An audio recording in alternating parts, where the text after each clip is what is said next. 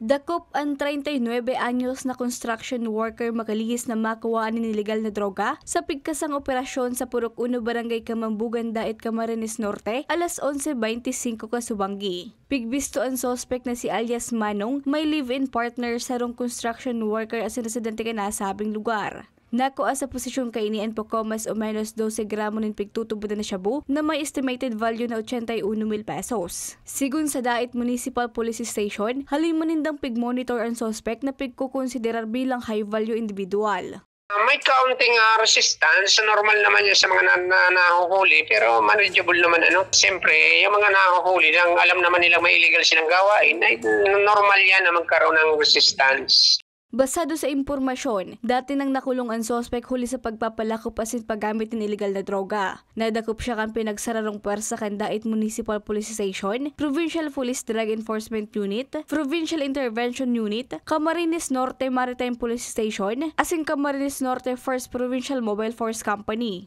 Amin pong kapulisan ng Dait sa pangunguna ni Police Lieutenant Colonel Aaron Garcio Torina ay nananawagan sa publiko na tayo po ay sana magkatulong-tulong upang sugpuin ang ganitong illegal na gawain, lalong-lalo na po kung ito ay kinaimbultuhan ng illegal na droga.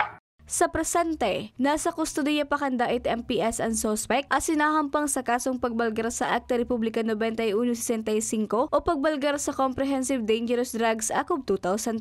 Para sa mga baratang tatak Bicol, Regine Boy.